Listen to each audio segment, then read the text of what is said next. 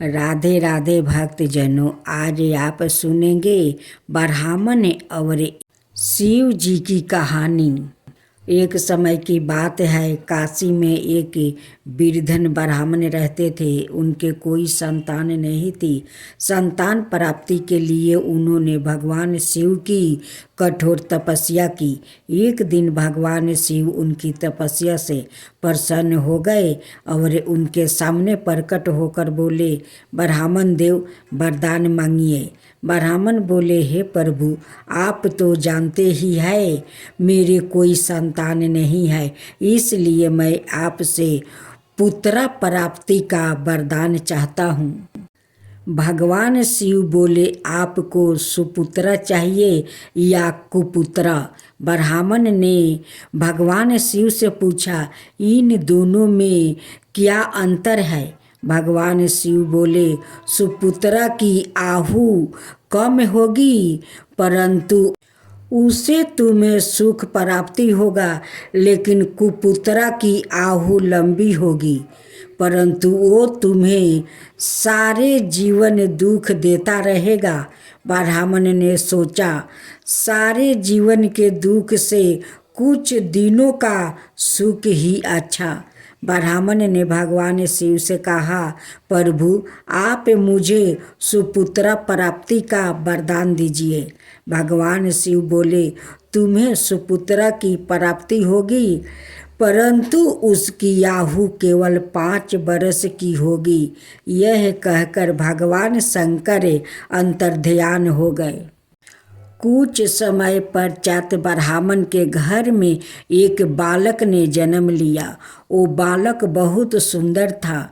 ब्राह्मण उस बालक को देखकर खुश भी होते थे और उसकी आयु के विषय में सोचकर दुखी भी होते थे।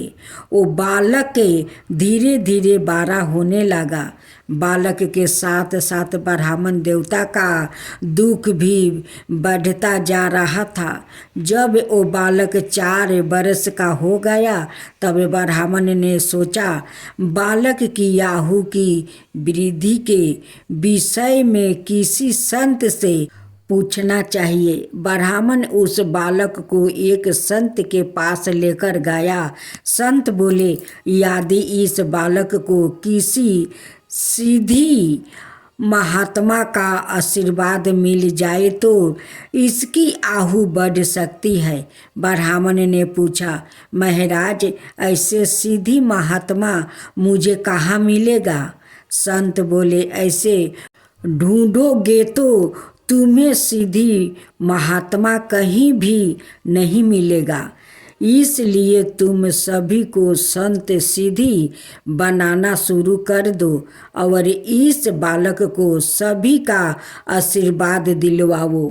संत का कहना मान कर वो ब्राह्मण देवता अपने बालक को गंगा घाट पर ले गया और वहीं पर एक कुटिया बनाकर बालक के साथ निवास करने लगा। गंगा घाट पर अनेकों महात्मा प्रतिदिन गंगा स्नान के लिए आते थे। ब्राह्मण ने अपने पुत्र से कहा कि तुम्हें यहाँ दिन भर जितने भी महात्मा दिखाई पड़े, उन्हें दंडवत प्रणाम करके उनका आशीर्वाद लिया करो। वो बालक घाट पर आने वाले सभी महात्माओं को, स्त्री पुरुष सभी को दंडवत प्रणाम करके आशीर्वाद लेने लगा। अब यह उस बालक का नित्य का नियम था। वो सारे दिन गंगा घाट पर आने वाले सभी लोगों को दंडवत प्रणाम करके उनका आशीर्वाद लेता है और सभी लोग उसे हृदय से आशीर्वाद देते हैं। इसी प्रकार उसका 5वां वर्ष लगभग होने को था, जब बालक की उम्र में केवल 3 दिन ही शेष रह गया। संयोगवश वहाँ पर सपत ऋषि पधारे। बालक ने उन सभी को दंडवत प्रणाम किया। सभी सातों ऋषियों ने बालक को चिरंजीवी भाव अर्थात चिरंजीवी होने का आशीर्वाद दिया। यह दृश्य देखकर उस बालक के पिता की आंखों में आंसू आ गया। वो उन ऋषियों से बोला, महाराज, आप सभी ने इस बालक को चिरंजीवी होने का आशीर्वाद दिया है, परंतु इस बालक की आयु केवल 3 दिन और शेष है। सपत ऋषियों ने पूछा, ब्राह्मण देवता, आपको कैसे मालूम कि इस बालक की आयु केवल 3 दिन ही शेष बची है? ब्राह्मण बोले, यह बालक किसी देवता के आशीर्वाद से उत्पन्न हुआ है। उन्होंने इसकी आयु केवल 5 वर्ष बताया है, जो अगले 3 दिन में पूरी हो जाएगी। ऋषियों ने पूछा, उन देवता का नाम बताओ। ब्राह्मण बोले, मैं आपको उनका नाम नहीं बता सकता। अब सारे सप्त ऋषियों एक दूसरे का मुख देखने लगा। उन्होंने सोचा कि अब तो हमारा आशीर्वाद निष्फल हो जाएगा। ऐसा बिल्कुल नहीं होना चाहिए। सभी सप्त ऋषियों ने आपस में निर्णय करके उन ब्राह्मण से कहा, यदि आप इस बालक का कल्याण चाहते हैं तो इसे हमें दे दो। ब्राह्मण देवता बोले, ठीक है महाराज, यदि किसी भी प्रकार से इस बालक की उम्र बढ़ सके तो इसे आप ही ले जाइए। ब्राह्मण ने अपना हृदय कठोर करके अपने बालक को सप्त ऋषियों के साथ भेज दिया। अगले दिन सप्त ऋषि उस बालक को लेकर ब्रह्मा जी के यहाँ पहुँचे। पहले सप्त ऋषियों ने ब्रह्मा जी को प्रणाम किया। ब्रह्मा जी बोले, चिरंजीवी भाव, चिरंजीवी भाव। इसके बाद उस बालक ने ब्रह्मा जी को प्रणाम किया। ब्रह्मा जी ने उस बालक को भी चिरंजीवी भाव आशीर्वाद दिया। ब्रह्म वचन सुनकर सभी सप्त ऋषियों मुस्कुरा दिया। सभी ने सोचा, अब अपनी बाला टली, क्योंकि अब तो ब्रह्मा जी ने भी उस बालक को चिरंजीवी होने का आशीर्वाद दे दिया था। यदि अब उस बालक को कुछ भी होता है तो ब्रह्मा जी का आशीर्वाद झूठा हो जाएगा। ब्रह्मा जी ने सप्त ऋषियों से मुस्कुराने का कारण पूछा।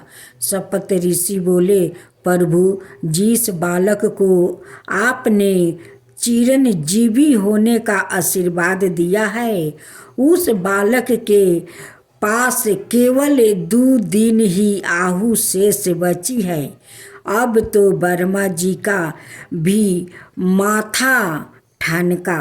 ब्रह्मा जी बोले, तो आप लोग इस बालक को यह मेरे पास क्यों लाया है? सप्त ऋषि बोले, प्रभु, हम भी कल इसे इसी प्रकार चिरंजीवी होने का आशीर्वाद देकर फंस गया था। हमें अपना आशीर्वाद सत्य करने का कोई उपाय नहीं सूझ रहा था, इसलिए हमने इस बालक को आपका आशीर्वाद दिलवा दिया। अब आप जाने और आपका आशीर्वाद जाने, हम तो अपने आशीर्वाद से मुक्त हो गया। ब्रह्मा जी ने कुछ देर विचार किया। उन्होंने सोचा, अब तो इस बालक का भाग्य केवल भगवान शंकर ही बदल सकते हैं। ब्रह्मा जी ने सप्त ऋषियों से कहा, आप इस बालक को यही मेरे पास छोड़ जाए। अगले दिन वर्मा जी उस बालक को भगवान शंकर के पास लेकर गया। वर्मा जी ने भगवान शंकर को प्रणाम किया। भगवान शंकर ने उन्हें आशीर्वाद दिया। इसके बाद उस बालक ने भगवान शंकर को दंडवत प्रणाम किया। यह देखकर भगवान शंकर प्रसन्न हो गए और उन्होंने उस बालक को चिरंजीवी होने का आशीर्वाद दे दिया। यह सुनकर वर्मा जी प्रसन्न हो गया, क्योंकि अब वर्मा जी का भार भगवान भोले शंकर ने ले लिया था। जब भगवान शंकर ने वर्मा जी को हंसते देखा तो उन्होंने पूछा, वर्मा जी क्या बात है? वर्मा जी बोले, भगवान इस बालक की आयु केवल 1 दिन शेष बची है और आपने इसे चिरंजीवी होने का आशीर्वाद दिया है। भगवान शिव ने पूछा, यह किसका बालक है? वर्मा जी ने बताया, यह काशी के उस ब्राह्मण का बालक है। भगवान शिव भी मुस्कुरा दिया और बोले, यह तो हमारे ही वरदान से उत्पन्न बालक है। वर्मा जी बोले, प्रभु आपके वरदान से उत्पन्न बालक अब आप ही की शरण में है, अब आप ही इसकी रक्षा कीजिए। भगवान शिव बोले, वर्मा जी आप इस बालक को यही छोड़ दीजिए और अब आप अपने लोक को पधारे। वर्मा जी उस बालक को भगवान शिव के पास छोड़कर चला गया।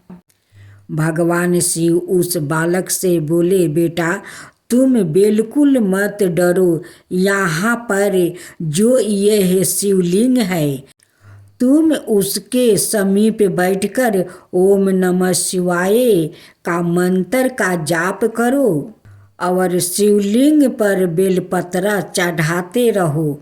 बालक वैसा ही करता रहा। ओम नमः शिवाय, ओम नमः शिवाय मंत्र का जप करते करते वो बालक धन्य मगन हो गया।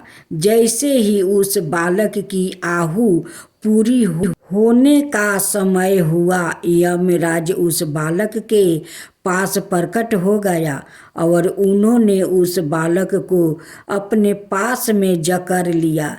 इससे उस बालक का ध्यान भंग हो गया और वो घबरा कर उस शिवलिंग से लिपट गया और जोर जोर से ओम नमः शिवाय, ओम नमः शिवाय का मंत्र जाप करने लगा। यह सब देखकर भगवान शिव उस शिवलिंग से प्रकट हो गया और त्रिशूल लेकर यमराज पर झपटे। यमराज घबरा कर हाथ जोड़े खड़े हो गए और बोले, प्रभु यह आप क्या कर रहे हैं? मैं तो आप ही की आज्ञा का पालन कर रहा हूँ। आप ही ने तो इस बालक की आयु 5 वर्ष से निर्धारित की थी और अब 5 वर्ष पूरे होने के बाद मैं इसके प्राण लेने आया हूँ। भगवान शिव बोले, इस बालक को 5 वर्ष की आयु आपने दी थी या मैंने? यमराज बोले, प्रभु आपने ही दी थी।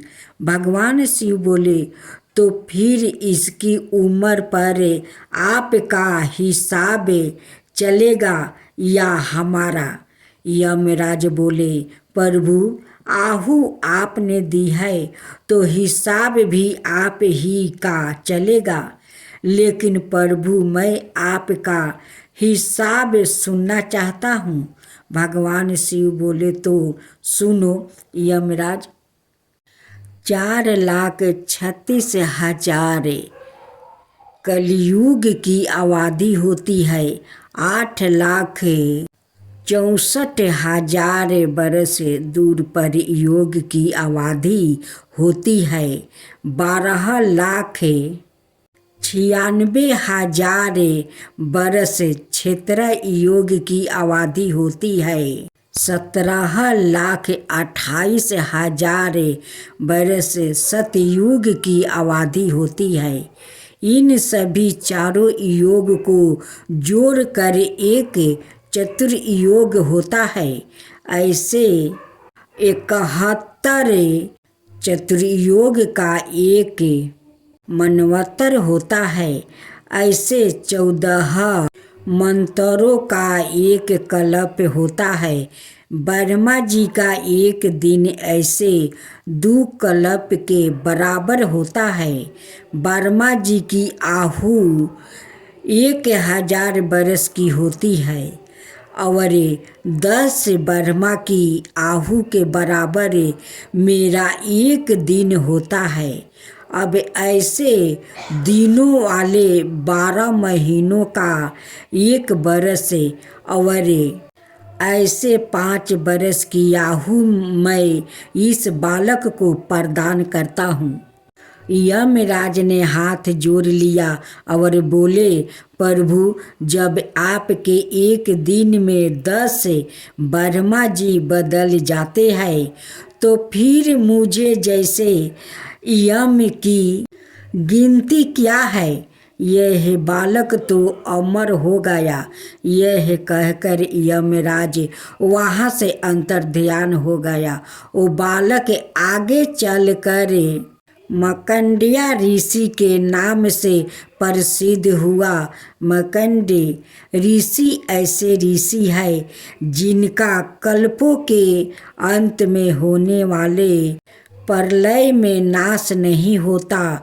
मार्कंडेय ऋषि को यह अमृतत्व का वरदान ऋषियों और संतों के आशीर्वाद के कारण ही प्राप्ति हुआ था। उन्होंने अपने बालपन में 1 बरस तक सभी संतों को दंडवत प्रणाम करके उनका आशीर्वाद लिया था, जिसके फल स्वरूप उन्हें सप्त ऋषियों का आशीर्वाद प्राप्ति हुआ है। सप्त ऋषियों के आशीर्वाद के फल स्वरूप उन्हें ब्रह्मा जी का आशीर्वाद प्राप्ति हुआ है। ब्रह्मा जी के आशीर्वाद के फल स्वरूप उन्हें भगवान शिव का आशीर्वाद प्राप्ति हुआ है और उन्हें अमृतत्व का वरदान मिला है। इसलिए शास्त्रों में संतों का आशीर्वाद की बहुत बड़ी महिमा बताई गई है। भोलेनाथ की जय हो, भोलेनाथ की जय हो।